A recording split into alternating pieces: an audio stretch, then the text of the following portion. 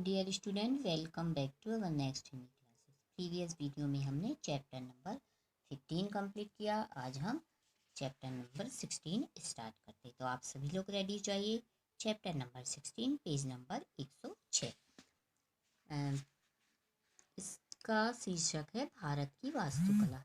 एक लेख है, ईश्वर ने मनुष्य को अद्भुत कलात्मक शक्ति प्रदान की है। ये इसका परिचय दिया है पाठ का, और उसमें क्या लिखा है कि ईश्वर ने मनुष्य को अद्भुत कलात्मक शक्ति प्रदान की है। वह अपनी बुद्धि, बल और हस्त कौशल द्वारा आज तक अनेक प्रकार के निर्माण करता आया है।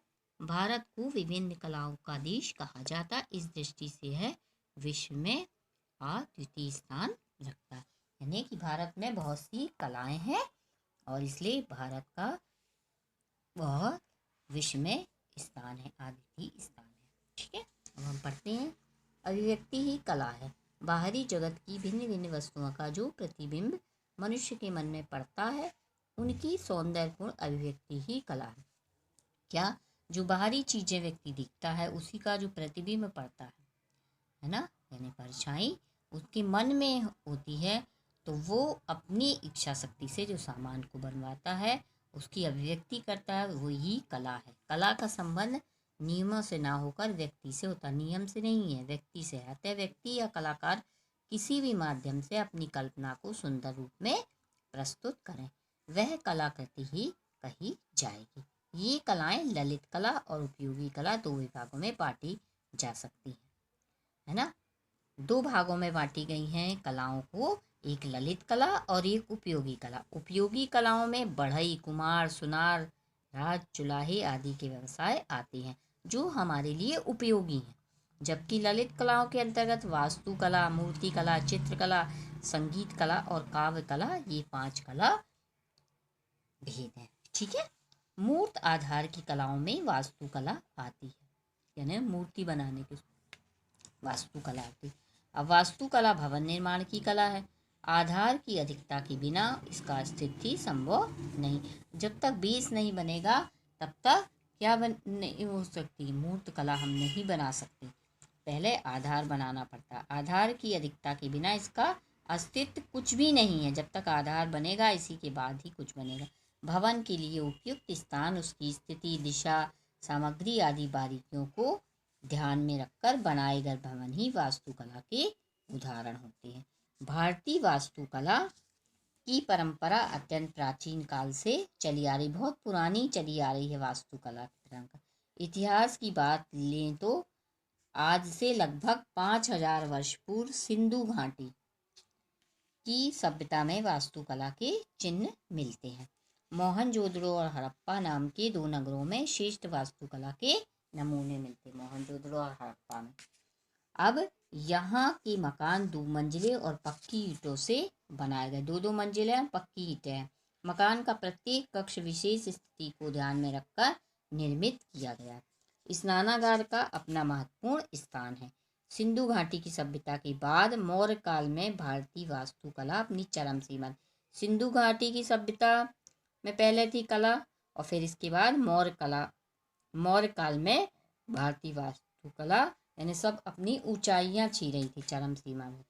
सिकंदर के आक्रमण के पश्चात, सिकंदर के आक्रमण के बाद क्या हुआ? चंद्रगुप्त मौर्य के काल में देश अत्यंत संपन्न हो गया, और यूनान के राजदूत मैगस्थनीज ने अपनी पुस्तक में चंद्रगुप्त मौर्य के महल, यानी यूनान के जो राजदूत हैं मैगस्थनीज ने अपनी पुस्तक चंद्रगुप्त मौर्य के महल, पेज नंबर 107 पे आ जाइए, का बड़े विस्तार से वर्णन किया है। इस महल के खंभों पर सोने व चांदी के बेल बूटे बने थे और उन पर अनेक रंग बिरंगे पक्षी अंकित थे। पक्षी के भी चित्र बने थे, सोने और चांदी के बेल बूटे और पक्षी के चित्र। केवल राजमहल ही नहीं, साधारण लोगों के घर में बड़े बड़े और खुले आंगन वाले एवं कलात्मक होते थे, कला से पूर्ण। बौद्ध धर्म के प्रभाव स्वरूप अनेक स्तूपों का निर्माण हुआ, अनेक स्तूप बने। मध्य प्रदेश की राजधानी भोपाल से 30 किलोमीटर दूर बना सांची का स्तूप विशेष उल्लेखनीय है। उनका विशेष वर्णन मिलता है सांची के स्तूप पर। यह ऊपर से नारंगी की तरह गोल है। बौद्ध काल में अनेक स्तंभ भी बनवाए थे। सारनाथ का स्तंभ या लाठ मौर्य काल की वास्तुकला का उत्कृष्ट नमूना है। इसका सारनाथ का जो स्तंभ है वो वास्तुकला का सबसे उच्च नमूना है। इनमें ऊपर पीठ से पीठ लगाकर 4 सिंह बैठे हैं, पर दिखाई 3 देते हैं। नीचे बीच में चक्र है और इसके इधर उधर हंस, दौड़ते घोड़े, हाथी तथा सांड है। यही चक्र हमारे राष्ट्रध्वज में भी अंकित है और चारों सिंहों की आकृति हमारे देश के राजकीय कागजों की मोहर है। जो राजकीय कागज होते ना, उनकी ये मोहर है। और भारतीय वास्तुकला ही नहीं, सभी कलाओं की दृष्टि से भी गुप्त कला को भारतीय कला का स्वर्ण युग कहा गया। भारतीय कला इसमें बहुत पनपी थी, इसको इसलिए स्वर्ण युग कहा जाता है। इस युग में ललित कलाओं, स्थापत्य कला और उपयोगी कलाओं सभी क्षेत्रों में अद्भुत उन्नति, सभी क्षेत्रों में ललित कलाओं में भी और वास्तु कलाओं में भी। इस काल में अद्भुत कलात्मक मंदिर बने। गुप्त काल का सबसे सुंदर मंदिर ललितपुर जिले से देवगढ़ का दशावतार मंदिर है। इसमें 12 मीटर ऊंचा एक शिखर है, 4 मंडप है तथा खंभों पर अत्यंत सुंदर मूर्ति बनी है। दिल्ली में कुतुब मीनार के पास बनी लोहे की लाट धातु विज्ञान का अद्भुत नमूना।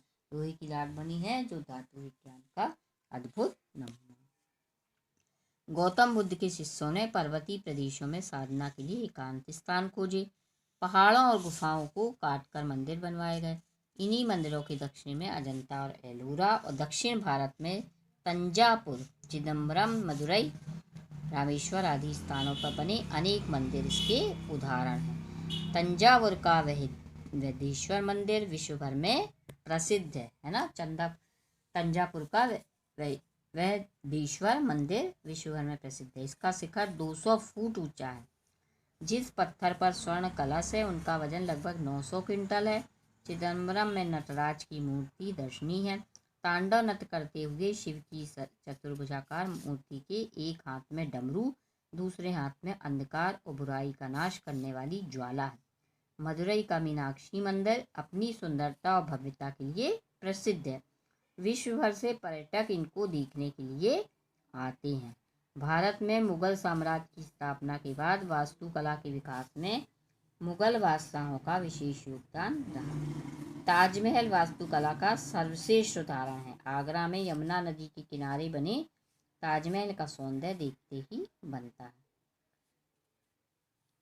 यह सफेद संगमरमर से बना हुआ है। इसकी लंबाई 1900 फुट तथा चौड़ाई 1000 फुट है। इसके केंद्रीय कक्ष में शाहजहां और मुमताज महल की कब्रें बनी हुई है। यह विश्व के 7 आश्चर्यों में से एक माना जाता है। पेज नंबर 108 पर आ जाइए। फतेहपुर सीकरी स्थित बुलंद दरवाजा संसार का सबसे ऊंचा दरवाजा माना जाता। वास्तव में मुगल काल वास्तुकला का स्वर्ण युग माना जाता। उसी समय दिल्ली के लाल किले का निर्माण हुआ था। अमृतसर स्थित स्वर्ण मंदिर भी वास्तुकला का एक अनुपम नमूना है। ईसाइयों द्वारा बनाए गए अनेक गिरजाघरों तथा जैन धर्म के मंदिरों और मध्य प्रदेश में बाघ के गुफा मंदिर बनाए गए तो वास्तुकला के उत्कृष्ट उदाहरण हैं। महाराष्ट्र में मुंबई के समीप समुद्र में पर्वत शिलाओं को खोदकर बनाई गई एलिफेंटा की गुफाओं में और औरंगाबाद के पास लगभग 30 गुफाओं में प्रत्येक दृष्टि से वास्तुकला का अध्ययन किया जा सकता है। इनमें मूर्तिकला, चित्रकला के अनुपम उदाहरण प्रस्तुत किए गए हैं। अजंता एलोरा की गुफाओं की कला के नमूने अद्वितीय हैं। उड़ीसा राज्य के पुरी में बना कोणार्क का सूर्य मंदिर वास्तुकला की दृष्टि से बहुत प्रसिद्ध है। इसमें सूर्य के 7 घोड़े बने हुए हैं। सभी ऐसे सजीव लगते मानो अभी बोल उठेंगे। खजुराहो के मंदिर चंदेल राजाओं द्वारा लगभग 1000 वर्ष पूर्व बनाए गए।